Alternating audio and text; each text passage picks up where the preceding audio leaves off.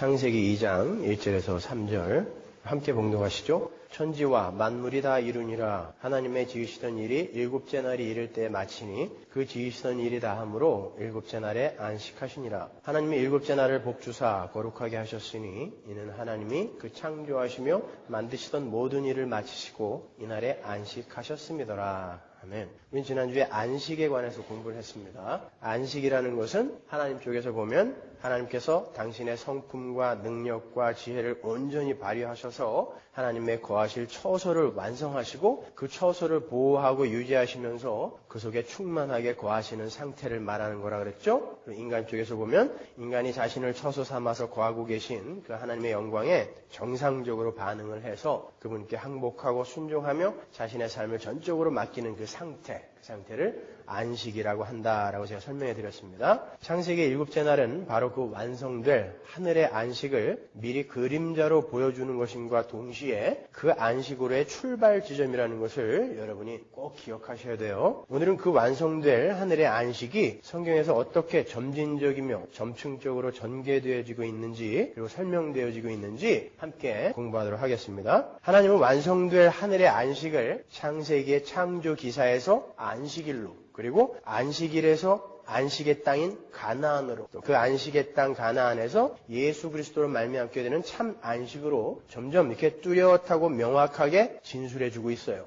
여러분이 오늘 설교를 들으시면 또 성경 전체가 한눈에 이렇게 확 들어오시게 될 거예요. 그러니까 잘 들으세요. 먼저 창세기의 창조 기사 속에 숨어있는 그 안식의 그림자부터 제가 추적해 보도록 하겠습니다. 우리가 지금까지 창세기의 창조 기사 속에 숨어있는 안식의 그림자를 여러 각도에서 살펴보았습니다만은 오늘은 조금 다른 각도에서 제가 접근을 해보도록 하겠습니다. 여러분이 공부하셨다시피 하나님은 창세기의 셋째 날을 기억하세요. 셋째 날에 기식하는 동물과 인간이 살 터전을 다 마련해 주시죠. 맞습니까?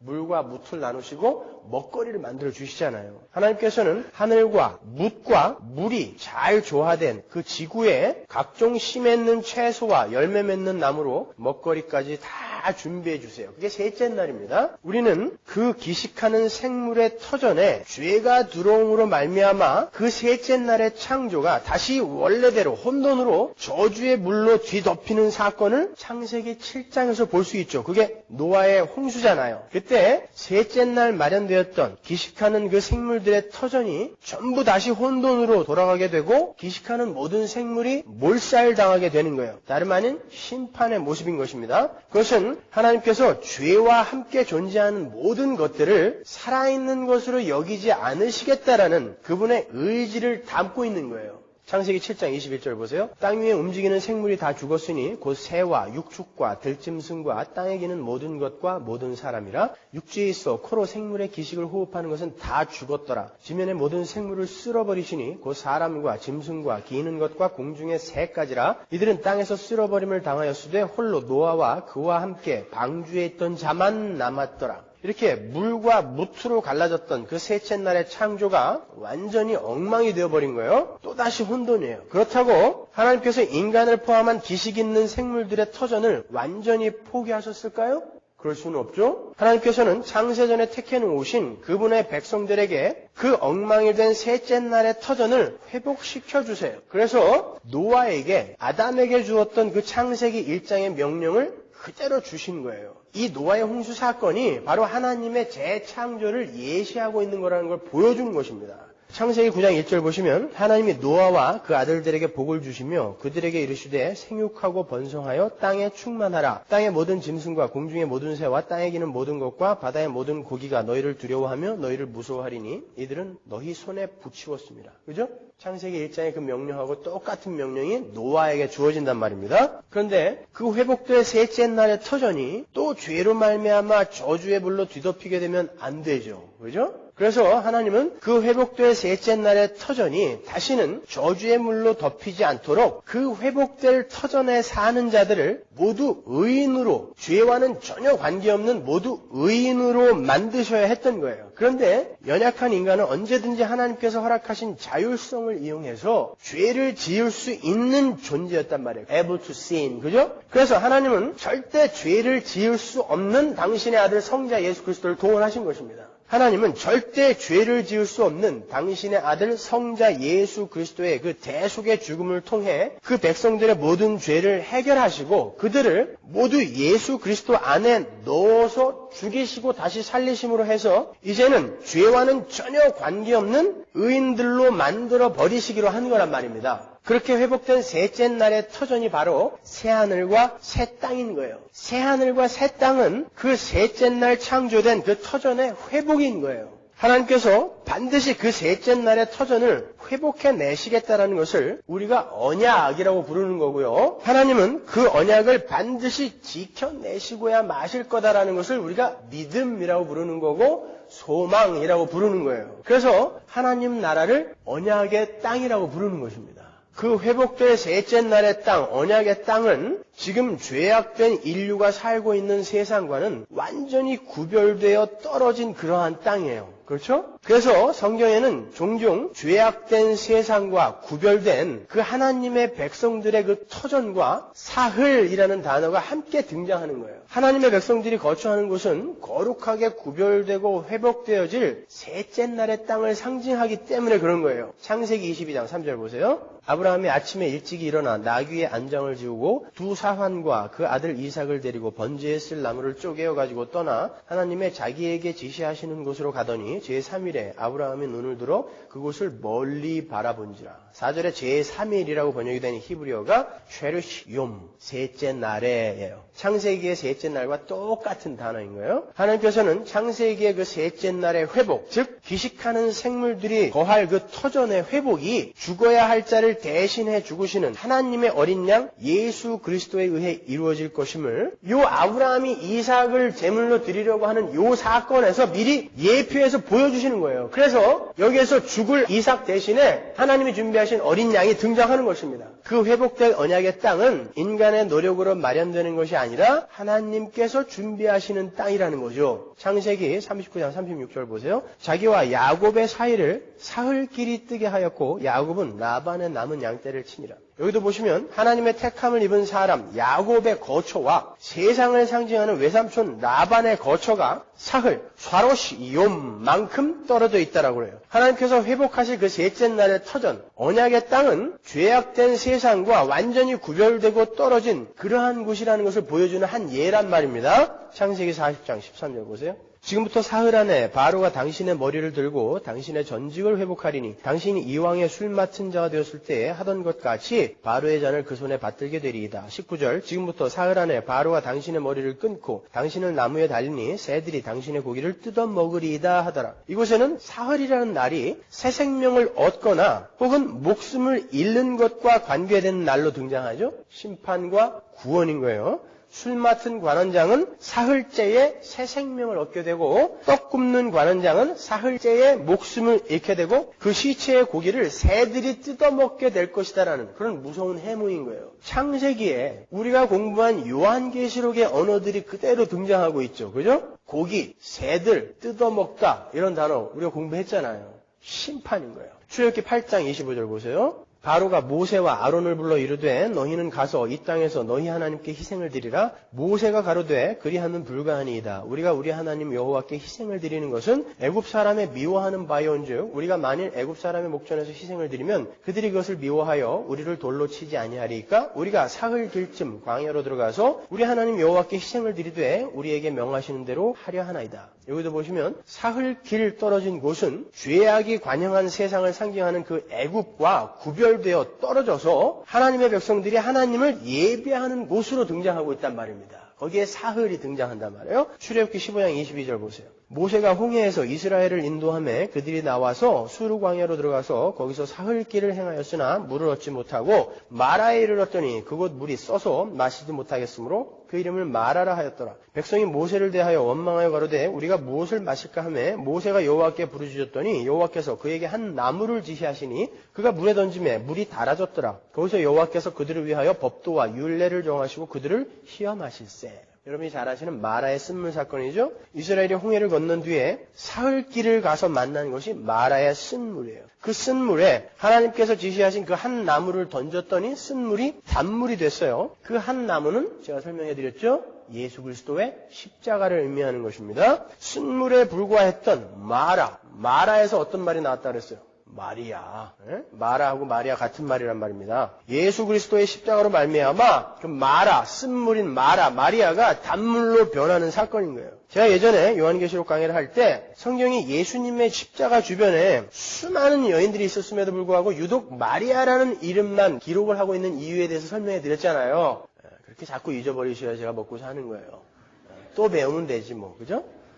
그리고 지난주에는 제가 예수님과 함께 동산에 선 막달라 마리아에 관해서 이야기를 해드렸어요. 이 마라의 쓴물 사건은 바로 그 마리아들의 이야기인 거예요. 그 한 나무인 십자가와 사흘, 그리고 마리아, 죽어야 할 창녀, 죄인 마리아가 하나님의 선택한 백성이 되는 그 이야기예요. 제가 지금 어디로 여러분을 끌고 가려고 하는지 점점 윤곽이 드러나죠? 제가 여러분 이 설교를 하려고 성경을 일주일 동안 창세기부터 계시록까지 한번 전체를 정독을 하고 왔단 말입니다. 잘 들으세요. 그러면 이제 여호수아가 이스라엘을 이끌고 약속의 땅 가나안에 들어가기 위해서 요단을 건너가는 장면을 한번 보잔 말이에요. 여호수아 1장 11절 보세요. 진중에 두루 다니며 백성에게 명하여 이르기를 양식을 예비하라. 3일 안에 너희가 이 요단을 건너 너희 하나님 여호와께서 너희에게 주사 얻게 하시는 땅을 얻기 위하여 들어갈 것임이니라 하라. 3일 후에 유사들이 진중으로 두루 다니며 하나님의 택한 백성들이 요단을 건너 하나님께서 약속하신 언약의 땅으로 들어가는 장면이죠. 역시 상징이에요. 어김없이 11절에 셋째 날, 쉐리시 욤이라는 창세기의 셋째 날, 똑같은 단어가 등장해요. 그리고 3장 2절에도 똑같이 셋째 날이 나와요. 여기서 3일 후에라고 번역이 된 단어는 3일째 끝자락에라고 번역을 해야 맞아요. 3일 후에가 아니라 이렇게 성경에서 사흘째 날과 회복될 언약의 땅은 아주 긴밀한 관계가 있는 거예요. 여러분이 익히 아시는 것처럼 언약의 땅, 그 회복될 셋째 날의 터전은 바로 하나님 나라를 상징하는 거예요. 그런데 그 하나님 나라는 하나님께서 준비하신 하나님의 어린 양 예수 그리스도의 죽으심과 부활하심으로 말미암아 이루어지게 되는 거죠. 그래서 예수 그리스도께서 셋째 날 쉐리시 욤에 부활하시는 거예요. 예수님께서 하루도 아니고 이틀도 아니고 일주일도 아니고 딱 셋째 날에 부활하셔야 하는 이유가 바로 거기 있는 것입니다. 아시겠죠? 제가 지금 설명해드린 그 전체의 내용이 일곱째 날의 안식 속에 들어있는 거예요. 우리는 창세기의 셋째 날과 일곱째 날의 그 안식을 보면서 하나님은 그렇게 언제든지 타락할 여지가 있는 어두움과 빛, 그리고 묻과 바다가 공존하는 이 세상에서도 반드시 안식을 완성해 내시고야 마시는 분이라는 것을 배우는 거예요. 셋째 날에서 일곱째 날을 이렇게 보면서. 아시겠죠? 지금까지는 창세기의 셋째 날과 일곱째 날을 통해서 하나님께서 준비하신 참 안식이 우리에게 어떻게 주어지게 되는지를 살펴봤어요. 자, 이제 두 번째로 이 참 안식의 그림자가 율법의 안식일 속에 어떻게 담겨 있는지를 한번 살펴보겠습니다. 창세기 일곱째 날에서 시작된 그 율법 속의 안식일이 어떻게 참된 안식으로 향하고 있는 것인지를 한번 알아보자고요. 오늘 본문 3절로 다시 한번 가보죠. 하나님이 일곱째 날을 복주사 거룩하게 하셨으니 이는 하나님이 그 창조하시며 만드시던 모든 일을 마치시고 이날에 안식하셨습니다. 여기에 안식일을 이해하는 아주 중요한 키가 나와요. 성경은 하나님께서 일곱째 날에 복을 주셨고 일곱째 날을 거룩하게 하셨다라고 진술하고 있어요. 우리가 알고 있는 복은 생물이나 물질 위에 주어지는 게 맞죠? 우리가 알고 있는 복은.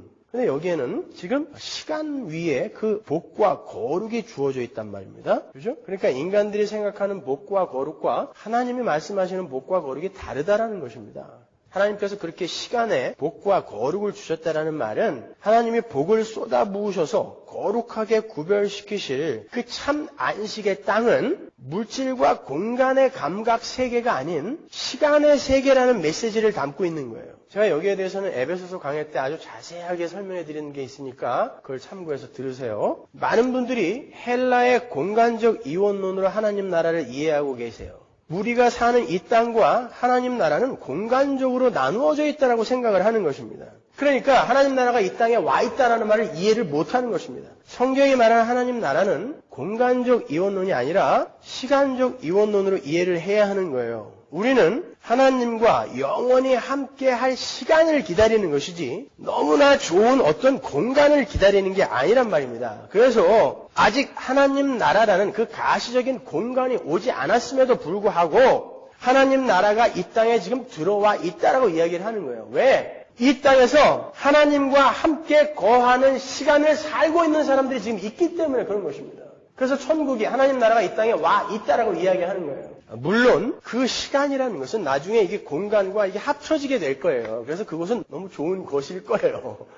그래서 나중에는 사람과 땅에 복과 거룩이 부어지는 장면도 나오게 되는 거예요. 구약 성경에. 그러나 너무 좋은 곳이기 때문에 우리가 가고 싶어 하는 것이 아니라 하나님과 함께 시간을 보낼 곳이기 때문에 가는 거란 말입니다. 그래서 여러분은 이 땅에서 천국을 기다리는데 그곳은 너무너무나 좋은 거야. 하나님이 그곳에서 우리에게 너무너무 좋은 것을 주실 거야 라는 마음으로 기다리시면 안 되는 거고 그곳에는 지금 내가 하나님과 함께 거하는 것처럼 영원히 이제 하나님과 함께 거하게 될 곳이니까 참 좋을 거야.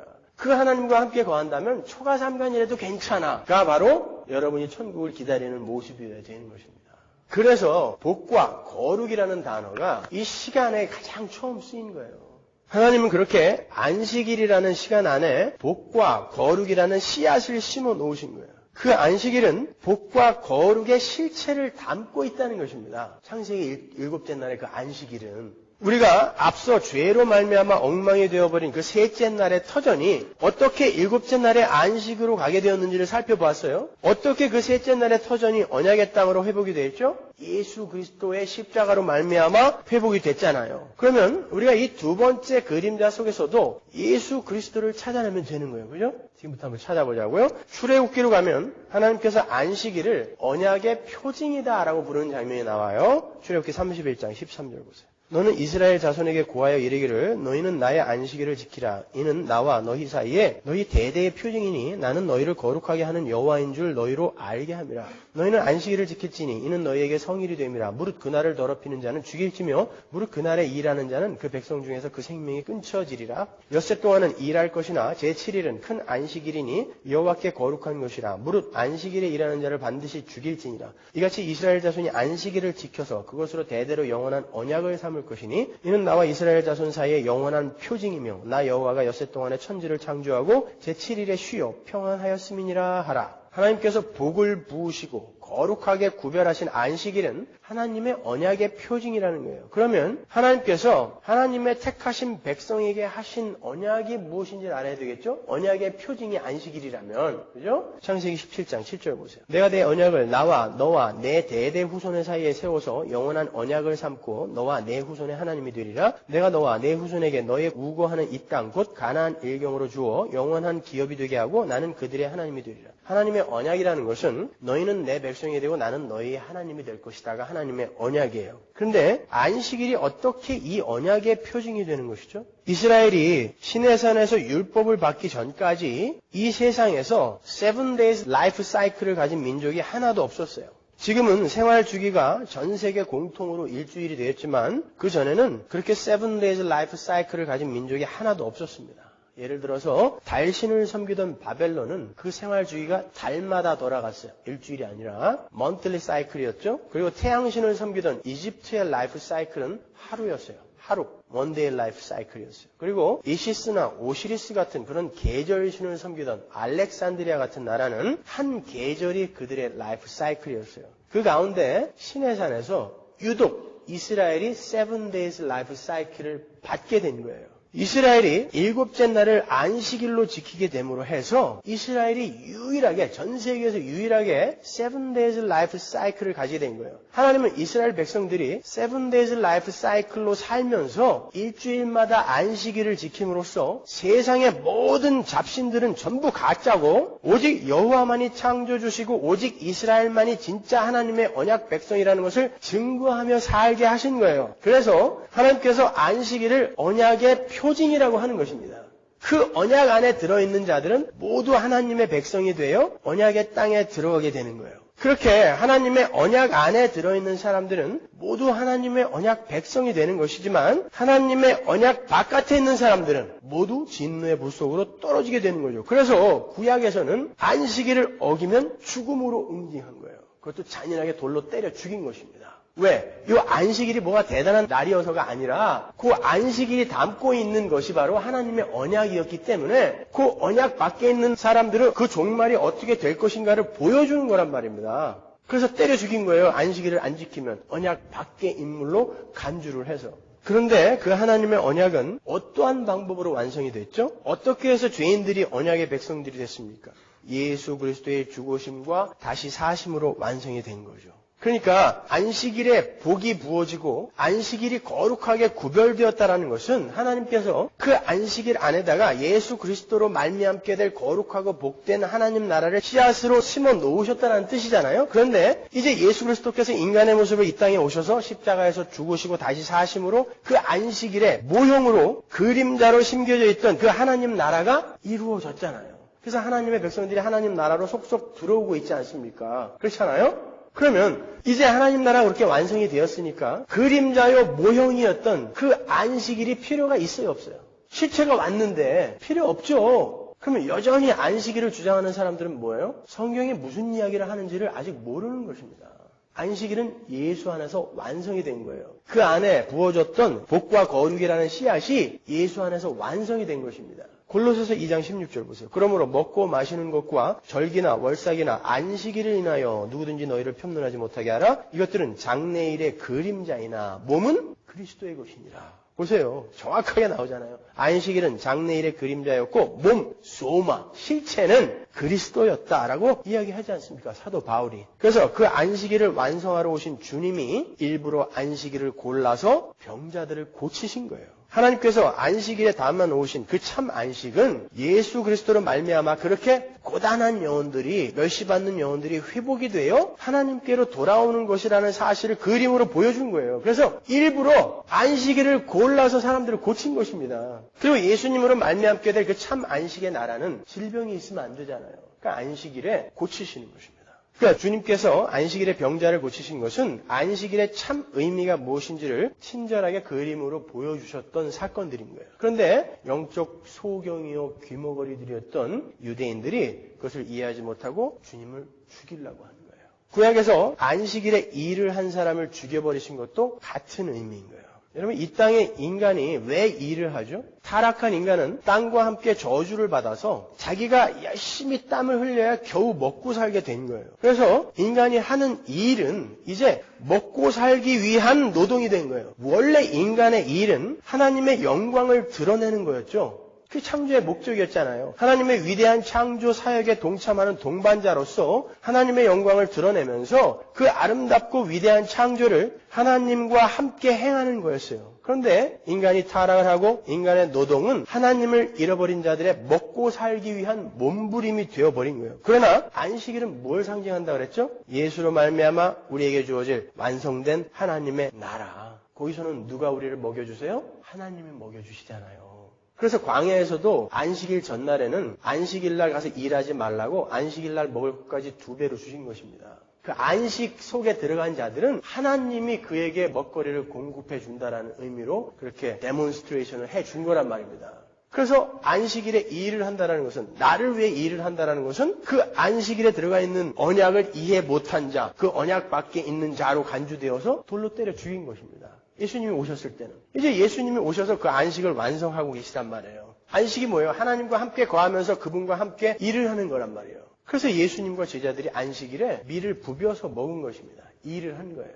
주님과 함께 일하는 거는 내 배를 위해서 하는 일이 아니었거든요. 근데 유대인들은 그걸 이해 못하고 주님을 때려 죽인 거죠. 세 번째로 넘어갑니다. 성경은 약속의 땅인 가나안 땅을 들어서도 완성될 안식을 설명해요. 창세기 7째 날에 처음 등장한 그 안식이라는 것이 약속의 땅 가나안을 거쳐 어떻게 하늘의 안식으로 향하는지 한번 보자고요. 신명기 3장 20절 여호와께서 너희에게 주신 것 같이 너희 형제에게도 안식을 주시리니 그들도 요단 저편에서 너희 하나님 여호와의 주신 땅을 얻어 기업을 삼기에 이르거든 너희는 각기 내가 준 기업으로 돌아갈 것이니라 하고 여기 보면 성경이 가나안 땅을 안식이라고 이야기하죠. 신명기 12장 9절 보세요. 너희가 너희 하나님 여호와의 주시는 안식과 기업에 아직은 이르지 못하였거니와 너희가 요단을 건너 너희 하나님 여호와께서 너희에게 기업으로 주시는 땅에 거하게 될 때 또는 여호와께서 너희로 너희 사방의 모든 대적을 이기게 하시고 너희에게 안식을 주사 너희로 평안히 거하게 하실 때에 여기도 가나안 땅을 안식이라고 부르는 거예요. 여호수아 1장 13절 보세요. 므낫세 반지파에게 일러 가로되 여호와의 종 모세가 너희에게 명하여 이르기를 너희 하나님 여호와께서 너희에게 안식을 주시며 이 땅을 너희에게 주시리라 하였나니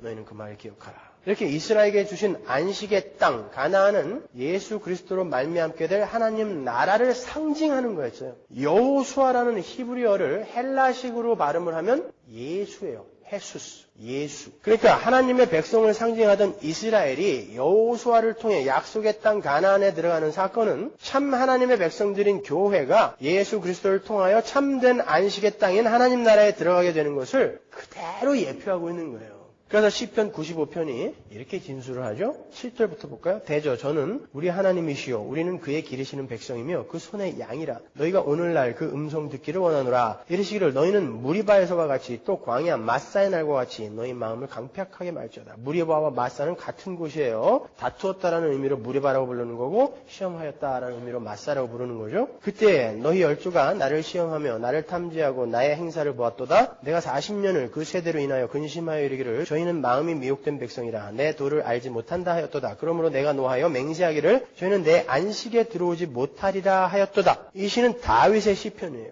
그러니까 이 시가 기록된 때는 이스라엘이 안식의 땅 가나안에 들어간 지 440년 후인 것입니다. 근데 7절을 보면 다윗은 오늘날이라는 단어를 써서 이스라엘에게 안식에 들어가기를 힘써라 라고 권고하고 있는 거예요. 그 내용을 요약하면 이런 거예요. 이스라엘아, 너희 조상들이 광야에서 불순종함으로 안식에 들어가지 못했던 것을 기억하고 너희도 하나님의 음성을 외면치 말고 순종하여 안식에 들어가도록 해야 한다라고 하는 거예요. 그러면 광야에서 죽은 사람들 말고 가나안 땅에 들어간 이스라엘 사람들도 있잖아요. 그들은 뭐예요? 어디를 들어간 거예요? 그러면은 유대인들이 생각하는 것처럼 만일 가나안 땅이 정말 안식의 땅의 실체였다면 이미 가나안 땅에 들어간 지 440년이 지난 뒤에 다윗을 통해 또다시 들어가라 말씀하시는 그 안식은 도대체 뭐냔 말이에요. 그러니까 가나안 땅은 상징이었단 말입니다. 안식의 상징. 그 시편 95편을 히브리서 기자가 아주 명쾌하게 해설을 해줍니다. 히브리서 3장 15절로 가볼까요? 성경에 일렀을 때 오늘날 너희가 그의 음성을 듣거든 노하심을 격동할 때와 같이 너희 마음을 강팍해 하지 말라 하였으니 듣고 경록히 하던 자가 누구뇨? 모세를 쫓아 애굽에서 나온 모든 이가 아니냐? 또 하나님이 40년 동안에 누구에게 노하셨느뇨? 범죄하여 그 시체가 광야에 엎드러진 자에게가 아니냐? 또 하나님이 누구에게 맹세하사 그의 안식에 들어오지 못하리라 하셨느뇨? 곧 순종치 아니하던 자에게가 아니냐? 이러보건대 저희가 믿지 아니함으로 능히 들어가지 못한 것이라. 그러므로 우리는 두려워할지니 그의 안식에 들어갈 약속이 남아있을지라도 너희 중에 혹 미치지 못할 자가 있을까 함이라. 저희와 같이 우리도 복음 전함을 받은 자이나 그러나 그 들은 바 말씀이 저희에게 유익되지 못한 것은 듣는 자가 믿음을 화합지 아니함이라. 이미 믿는 우리들은 저 안식에 들어간도다. 그 말씀하신 바와 같으니 내가 노하여 맹세한 바와 같이 저희가 내 안식에 들어오지 못하리라 하셨다 하였으나 세상을 창조할 때부터 그 일이 이루었느니라. 제7일에 관하여는 어디 이렇게 일렀으되 하나님은 제7일에 그의 모든 일을 쉬셨다 하였으며 또다시 거기 저희가 내 안식에 들어오지 못하리라 하였으니 그러면 거기 들어갈 자들이 남아있거니와 복음 전함을 먼저 받은 자들은 순종치 아니함을 인하여 들어가지 못하였으므로 오랜 후에 다윗의 글에 다시 어느 날을 정하여 오늘날이라고 미리 이같이 일렀으되 오늘날 너희가 그의 음성을 듣거든 너희 마음을 강팍해 말라 하였나니 만일 여호수아가 저희에게 안식을 주었다면 그 후에 다른 날을 말씀하시지 아니하셨으리라. 여호수아가 이스라엘을 데리고 들어갔던 가나안 땅은 참 안식의 땅이 아니었다는 거죠. 정확하게 이야기해주고 있잖아요. 그런즉 안식할 때가 하나님의 백성에게 남아있도다. 다른 안식이 있다라고 이야기하는 거예요. 이미 그의 안식에 들어간 자는 하나님이 자기 일을 쉬심과 같이 자기 일을 쉬느니라. 그러므로 우리가 저 안식에 들어가기를 힘쓸지니 이는 누구든지 저 순종치 아니하는 본에 빠지지 않게 하려 함이라. 지금 이 히브리서의 내용을 간단하게 의역을 해드리면 이런 거예요. 구약 성경의 창세기에 나오는 안식과 신명기와 여호수아서에 나오는 안식은 실체가 아니었다는 거예요. 그 안식들은 모두 우리 교회가 들어가게 될 하늘의 안식을 상징하고 있었던 것이라는 말이에요. 그런데 그 하늘의 안식은 예수 그리스도 안에서 우리에게 주어지게 되는 것이며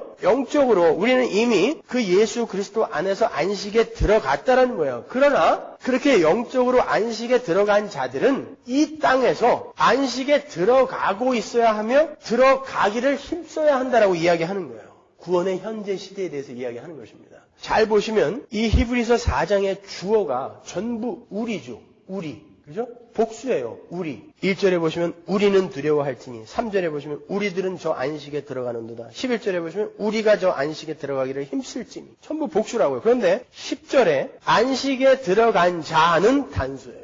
안식에 들어간 자만 단수예요. 여기서 우리는 누굴까요? 당연히 히브리서 기자를 포함한 교회를 이야기하는 거예요. 그러면 안식에 들어간 자, 단수로 표기된 그분은 누굴까요?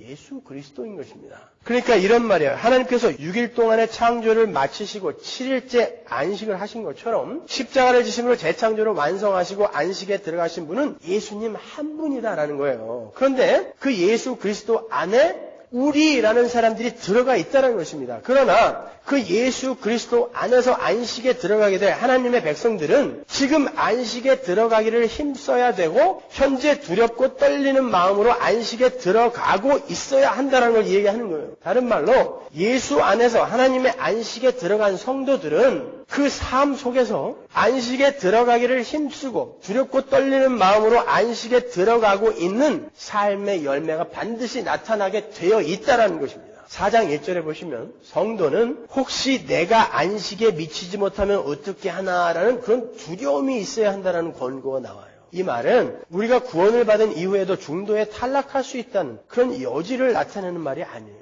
이 구절의 진의는 안식에 들어가는 성도들은 반드시 그의 신앙생활 속에서 영적 진보와 성수계로의 그 열심과 분투가 반드시 있게 된다는 말이에요. 그러한 열심과 분투와 조바심이 없이 세워라 내워라 하는 사람은 자칫 안식으로 초대되어진 사람이 아닐 수 있다는 걸 경고하는 것입니다. 우리 새벽 예배 때 히브리서를 지금 처음부터 끝까지 다 공부를 했는데 거기 보면 이 히브리서 기자가 계속해서 교회에게 성도들에게 혹시 너희들 가짜일지 몰라 돌아봐라고 계속 겁을 줘요. 그건 너희들이 진짜 가짜일지도 몰라 라는 말이 아니라 진짜 같았던 놈들 중에 가짜들이 있었단 말입니다. 근데 히브리서의 수신자는 교회잖아요. 그러니까 너희들도 저 가짜들과 방불하게 지금 살고 있다면 너희들 절대 안 된다는 것입니다. 너희는 교회잖아. 구원받은 하나님의 백성이잖아. 근데 왜 그 삶이 안 나오는 거야? 라고 목회적 관점에서 쓴 거란 말입니다. 여러분의 삶 속에서는 지금 안식에 들어가려고 하는 분투와 몸부림이 있어야 된다는 거예요. 그래서 성경은 많이 알고 교회는 오래 다녔는데 전혀 변화도 없고 하나님의 자녀다운 삶을 분투하는 그런 노력과 열심도 안 보이고 하는 사람들을 참 그토록 미워하는 것입니다. 그런 사람들 보면은 참 불쌍해요. 참 많이 알고 또 연구는 잘하고 있는데 어떤 결정적인 사건에 보면은 여전히 변함없는 그런 사람들. 아닌 거예요, 여러분. 안식에 들어가기를 우리는 힘써야 된다니까요. 그 안식에는 순종치 아니하는 자들 못 들어간다라고 그러잖아요, 여기서. 못 들어간다. 광야에서 걔네들이 순종치 아니함으로 못 들어간 거 니네 똑똑해 보고 너희 안식에 들어가기를 힘써야 된다 그러는 거예요. 구원받은 자가 안식에 들어가기를 힘쓰지 않으면 못 들어간다가 아니라 구원받은 자들은 반드시 이 노력이 있어야 된다는 뜻인 것입니다. 이것들은 안 하고 전부 연극들 하고 있는 거예요. 이것들 안 하고. 무슨 대단한 일들을 할 게 있어요, 교회에서. 아니 생각해보세요. 이 교회 안에 뭐 대단한 할 일이 그렇게 있어요. 이 일을 하시라니까요. 이 일을 1절에 미치지 못하다에 쓰인 그 후스테레오라는 단어는요. 늦게 되다, 열등하다, 부족하다라는 뜻이지만 이 히브리서가 쓰여질 당시에는 하루가 늦게 되다라는 의미로 쓰여졌던 단어예요.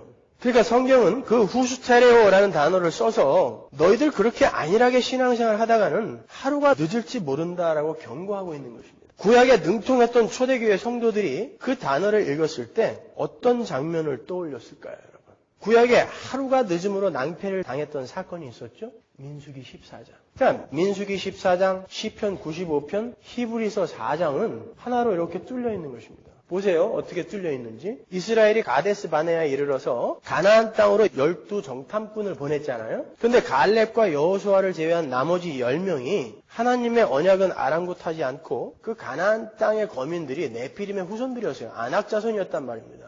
굉장한 거인들이었단 말이에요. 그 거인들은 너무너무나 커서 우리가 도저히 감당할 수 없다. 그래서 우리는 못 들어간다라고 이야기했단 말입니다. 근데 여호수아와 갈렙은 뭐라 그랬어요? 아니다. 우리가 하나님의 언약을 쫓아가자. 하나님이 우리를 인도하시면 그들은 우리 밥이다 그랬단 말입니다. 그랬더니 이스라엘 사람들이 어떻게 했어요? 그 사람들을 돌로 때려 죽이려고 그랬어요. 이놈들이 우리를 죽이려고 그러는구나. 여호수아와 갈렙을 때려 죽이려고 그랬단 말입니다. 하나님의 언약을 안 믿은 거죠. 하나님을 신뢰하지 않은 거예요. 그때 하나님이 진노하시죠. 민수기 14장 26절 보세요. 여호와께서 모세와 아론에게 일러 가라사대 나를 원망하는 이 악한 회중을 내가 어느 때까지 참으랴. 이스라엘 자손이 나를 향하여 원망하는 바 그 원망하는 말을 내가 들었노라. 그들에게 이르기를 여호와의 말씀에 나의 삶을 가리켜 맹세하노라. 너희 말이 내 귀에 들린 대로 내가 너희에게 행하리니 너희 시체가 이 광야에 엎드러질 것이라. 너희 20세 이상으로 계수함을 받은 자 곧 나를 원망한 자의 전부가 여분네의 아들 갈렙과 눈의 아들 여호수아 외에는 내가 맹세하여 너희로 거하게 하리라. 한 땅에 결단코 들어가지 못하리라. 히브리서가 이 민수기 14장을 단어까지 똑같이 그대로 인용하고 있는 거예요. 시편 95편도 마찬가지고요. 모세가 이러한 하나님의 진노를 이스라엘에게 전했어요. 그랬더니 이스라엘이 회개를 하고 그 다음날 아침 일찍이 가나안으로 진격했다고요. 근데 이미 때가 늦었습니다, 여러분. 하루가 늦었어요. 어떻게 됐어요? 아말렉 사람들한테 몰살당했습니다. 하루 늦었는데.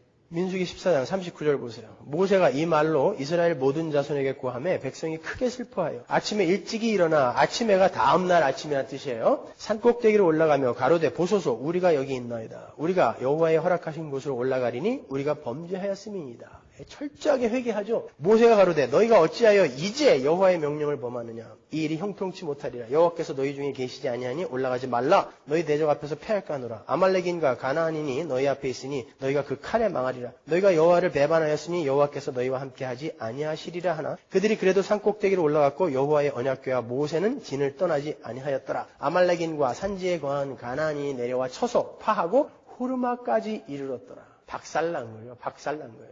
그냥 하루 전에 갈렙의 말을 들었을 때 순종하고 하나님의 언약과 그분의 능력을 신뢰하고 가나안으로 진격을 했다면 이스라엘은 광야에서 40년을 보낼 필요가 없었어요. 요 일 때문에 이스라엘이 40년 광야를 헤매게 된 것입니다. 딱 하루가 늦는 바람에 여호수아와 갈렙을 제외한 출애굽 1세들이 모두 다 광야에서 시체가 된 거예요. 바로 이 사건을 히브리서 기자가 인용해다가 성도들에게 경고를 하고 있는 거예요. 너희들 하루가 늦을 수 있다. 너희들 오늘 일을 내일로 미루지 마. 하루가 늦을 수 있다. 그러는 것입니다. 여러분, 우리가 마땅히 성도로서 해야 할 분투와 열심과 진지함과 성실함을 자꾸 뒤로 미루다 보면 하루가 늦을 수 있는 거예요. 여러분이 이 강단에서 뿌려지는 그 경고를 계속해서 무시하시면 하루가 늦으실 수 있는 것입니다. 에이, 그까짓 하루? 아니요. 그 하루 때문에 시체되는 것입니다. 하루 때문에 사망으로 가는 것입니다. 오늘 결단하는 거예요, 우리는요. 지금 사시는 것입니다. 그래서 제가 이렇게 여러분에게 외치는 거죠. 제가 여러분과 무슨 감정이 있겠습니까? 저도 여러분한테 칭찬받고 인기 끌며 그렇게 살고 싶어요. 제가 얼마나 따뜻한 사람인지 아십니까? 우리 집사람한테 물어보세요. 근데 제가 왜 매주 이렇게 여러분들에게 인기 없는 설교를 하는지 아세요? 하루가 늦을까 봐. 저는 제 이야기를 하는 게 아니라 하나님의 백성들에게 하시는 권고를 있는 그대로 전달하는 거예요. 제가 무슨 예화를 씁니까? 뭘 씁니까? 있는 그대로 전달해 드리는 거예요. 저한테 감정을 갖지 마시고 하나님께로 돌아오시라니까요. 왜 저를 무슨 저승사자 보듯 그렇게 대하세요? 어제도 우리 청년들 회장단하고 조장들을 불러다가 제가 밥을 한 끼 먹이려고 불렀더니 애들이 사시나무 떨도 떨고 있어요. 가보니까. 혹시 또 뭐 혼날까 봐. 제가 여러분을 왜 혼냅니까? 하루 늦을까 봐 그런다니까요. 그렇게 끌고 왔으니까 우리 청년들이 이나마 된 거예요. 처음 저 만났을 땐 가관도 아니었어요, 진짜. 자기 부인 하라 그랬더니 노트에다가 마이 와이프 막 이렇게 써. 자기 부인이 뭔지 몰랐던 거예요. 그 친구가 지금 이렇게 훌륭한 선생님이 돼서 우리 중고등부 가르치고 있잖아요. 5년을 사시나무 떨듯 떨며 쫓아오면서 수련회만 끝나면 그냥 담배 사러 뛰어갔던 친구가 이렇게 훌륭한 신앙이 되어 있어요. 사시나무 떨듯 떨며 쫓아오면서. 하루가 늦을 수 있기 때문에 그런 것입니다. 오늘 결단하시라니까요. 분명 성경에 의하면 하나님께서 예수 그리스도를 통하여 완성하신 그 하늘의 안식에 들어가는 사람들은 지금 안식에 들어가기를 힘써요. 여러분이 다른 것에 한눈 파시느라 정작 해야 할 안식에 들어가기를 힘쓰는 그 삶을 놓치지 마세요. 이 귀한 시간을 다른 사람 험담이나 하고 세상이 자기를 알아주지 않는다고 불평불만이나 하고 자기의 배만을 불리기 위한 그런 시간으로 허비하지 마십시오, 여러분. 그럴 시간 없다니까요. 안식에 들어가기를 힘쓰라고 하지 않습니까? 순종하지 않던 자들이 광야에서 전부 시체로 죽었다. 너희들 삶에 그 분투가 없으면 너희들 혹시 아닐지도 모른다라는 겁까지 주면서 우리에게 우리의 할 바를 가르쳐주고 계시지 않습니까? 그러면 이걸 해야죠. 넌 일들을 그렇게 하려고 그래요. 밥이나 먹고 청소만 하면 되지 할 일이 뭐가 있습니까? 그거부터 하시라니까요. 그거 하다 보면 다른 일들은 여러분 삶 속에서 그냥 맺혀지는 거예요. 내 할 바를 하란 말이에요. 남들 욕하거나 남들 험담하지 말고 내 할 바를 하라니까요. 우리 교회 표 뭐라고요? 너나 잘해라니까요. 남들 이야기 할 거 없어요. 꼭 남 욕 많이 하는 사람 보면은 다른 사람들한테 욕 제일 많이 먹는 인간들이 꼭 남 욕하고 다녀. 왜냐면 지 꼬라지가 그러니까 남들이라도 밟아갖고 자기가 자꾸 올라서야 되거든요. 자기 할 바를 하라니까요. 자기 할 바를. 안식에 들어가기를 힘쓰라니까 딴 일들을 하려고 그래요. 왜? 우리 그거 하다가 아는 거예요. 그 길에 순교도 나오는 거고 그 길에 선교도 나오는 거고 그 길에 봉사, 헌금 나오는 것입니다. 마지막으로 하늘의 안식을 소망하며 살던 우리 신앙의 선배들이 이 땅을 어떻게 살다가 갔는지 히브리서의 몇 구절을 읽어보고 마치도록 하겠습니다. 히브리서 11장 13절 우리 같이 읽죠. 이 사람들은 다 믿음을 따라 죽었으며 약속을 받지 못하였으되 그것들을 멀리서 보고 환영하며 또 땅에서는 외국인과 나그네로라 증거하였으니 이같이 말하는 자들은 본향 찾는 것을 나타냅니다. 저희가 나온 바 본향을 생각하였다면 돌아갈 기회가 있었으려니와 저희가 이제는 더 나은 본향을 사모하니 곧 하늘에 있는 것이라. 그러므로 하나님이 저희 하나님이라 일컬음 받으심을 부끄러워 아니하시고 저희를 위하여 한 성을 예비하셨느니라. 이게 안식을 바라보며 소망을 바라보며 살아가는 사람들의 삶이었어요. 나그네요 이방인으로 열심히 안식에 들어가기를 힘쓰며 사는 삶. 그 삶을 지금부터 하십시오. 하루가 늦을 수 있습니다. 기도하겠습니다.